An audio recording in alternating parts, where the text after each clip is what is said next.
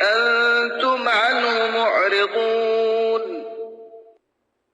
جس سے تم منہ پھیرتے ہو. ما كان لي من علم بالملأ الأعلى إذ يختصمون مجھے عالم بالا کا علم نہ تھا جب وہ فرشتے بحث کر رہے تھے. إن يوحى إلي إلا أنما أنا نذير مبين میری طرف وہی محض اس لیے ہوتی ہے کہ میں نمایاں طور پر فقط تنبیہ کرنے والا ہوں.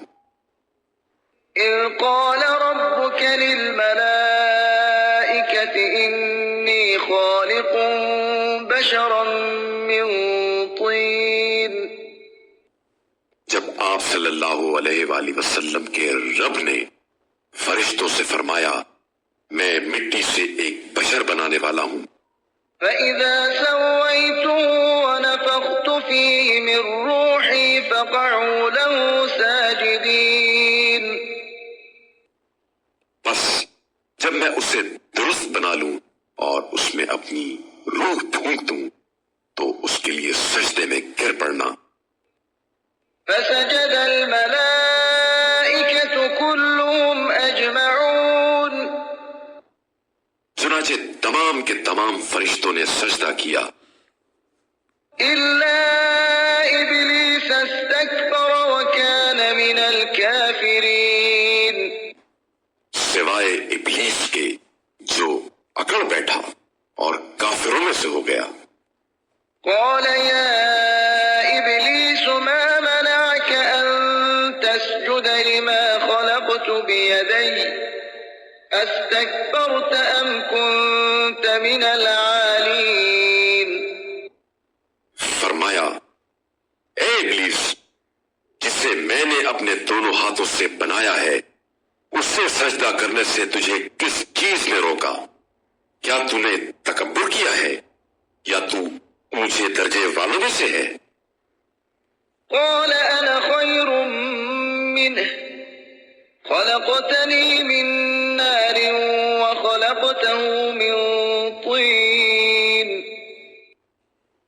اس نے کہا میں اس سے بہتر ہوں، مجھے تو نے آگ سے پیدا کیا ہے اور اسے مٹی سے بنایا ہے.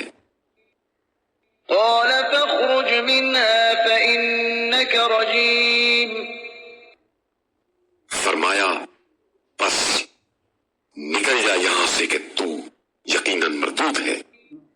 وإن عليك لعنتي إلى يوم الدين اور یوم جزا تک تم پر میری لعنت ہے. قال رب فأنظرني إلى يوم يبعثون اس نے کہا میرے رب بس ان لوگوں کے اٹھائے جانے کے روز تک مجھے مہلت دے. قال فإنك من المنظرين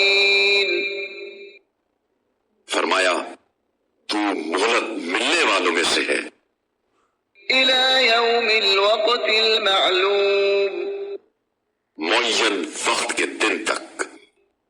قال فبعزتك لأغوينهم أجمعين کہنے لگا مجھے تیری عزت کی قسم میں ان سب کو بہکا دوں گا إلا عبادك منهم المخلصين